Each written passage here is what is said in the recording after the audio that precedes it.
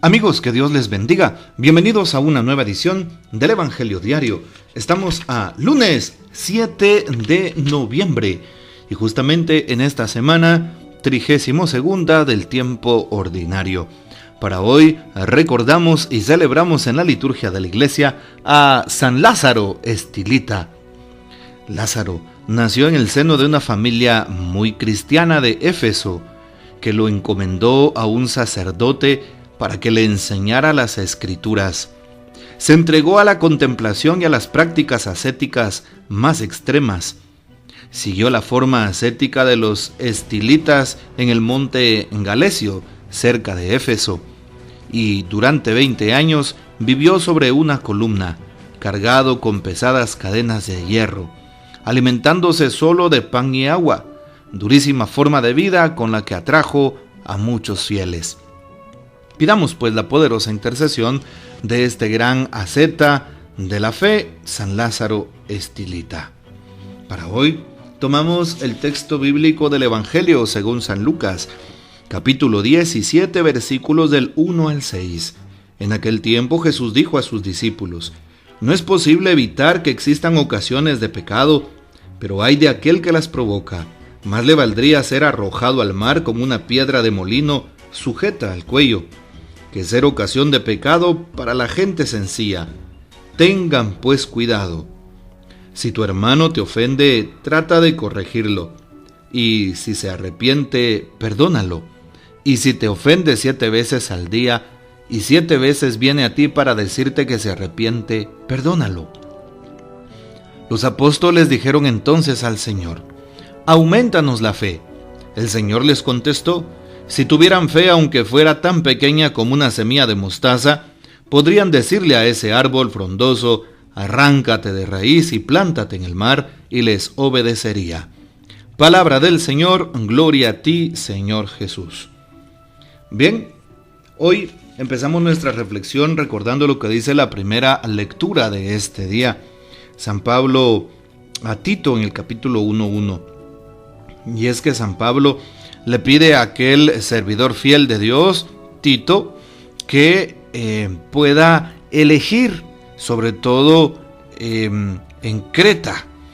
Tito, como sabemos, es un ministro de Dios, es un representante de los apóstoles, en este caso de San Pablo, por lo tanto es un obispo.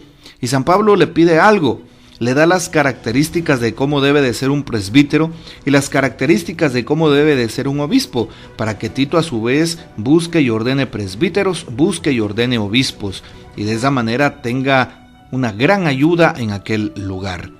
Y les pide que sean irreprochables, que sean creyentes, no acusados de mala conducta ni rebeldía, que no sean arrogantes o iracundos, bebedores o violentos, dados a negocios sucios.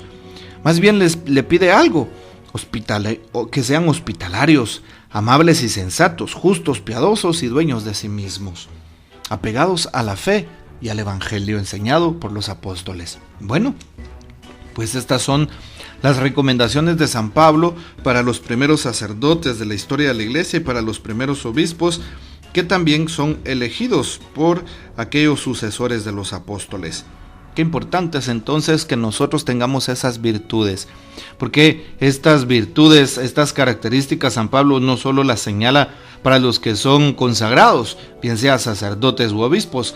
San Pablo las está señalando hoy y caben para todo el mundo, caben para todos los cristianos, para aquellas personas de buena voluntad que tratan de servirle a Dios, como para aquellas personas también que están tratando de prestar un servicio en la iglesia, para todos.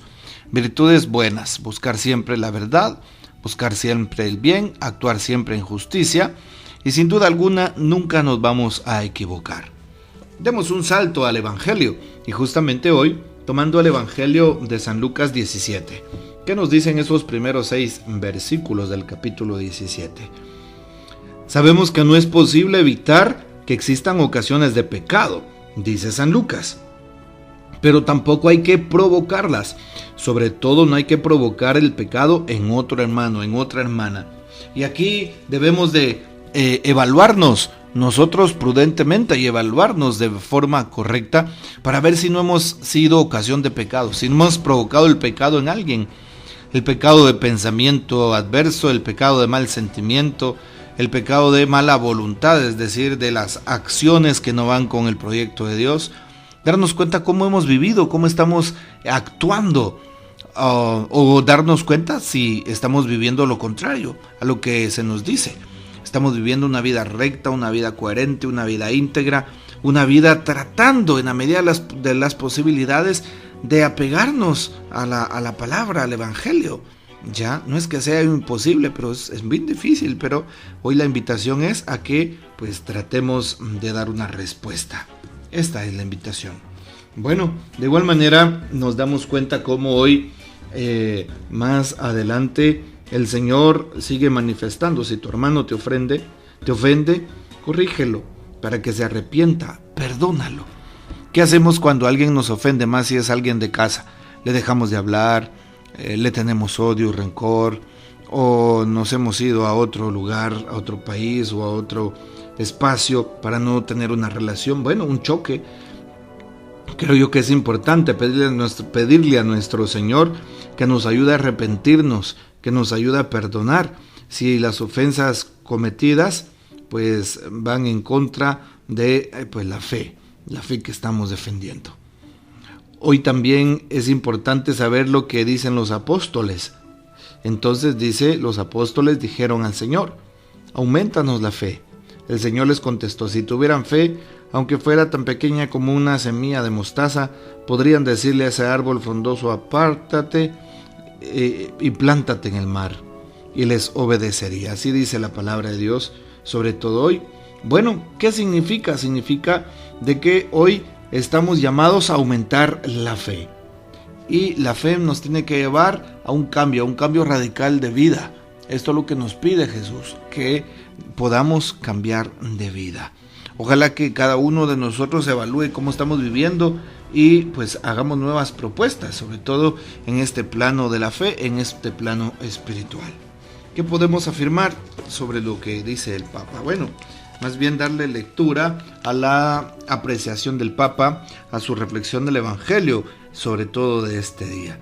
Y dice el Papa Francisco, Jesús no se cansa de perdonar y nos aconseja hacer lo mismo. Somos débiles, es la debilidad del pecado original, y el Señor perdona. La única condición es ir a Él y decir, he pecado, perdóname. Quisiera no hacerlo más, pero soy débil. Este es el pecador. Y la actitud de Jesús es siempre la del perdón. Hay de quien provoca escándalos. ¿Qué diferencia hay entre pecar y hacer algo que provoca escándalo y hace mal? ¿Mucho mal? Quien peca y se arrepiente pide perdón, se siente débil, se siente hijo de Dios, humilla y pide la salvación de Jesús. Humilla y pide la salvación de Jesús, exacto. Pero quien provoca escándalo no se arrepiente y sigue pecando fingiendo ser cristiano. Es como si llevara una doble vida, y la doble vida de un cristiano hace mucho mal. Esto es lo que nos recuerda el Papa Francisco, sobre todo en torno al texto que acabamos de escuchar, pidiéndole a Dios con fortaleza para que Él siga animando y proveyendo nuestra fe. Tomemos como modelo a los santos, a María la Virgen y también a San José. Que el Señor nos bendiga, que María Santísima nos guarde y que gocemos de la fiel custodia de San José. Y la bendición de Dios Todopoderoso, que es Padre, Hijo y Espíritu Santo, descienda sobre ustedes y permanezca para siempre. Amén. Comparte este audio y hasta mañana.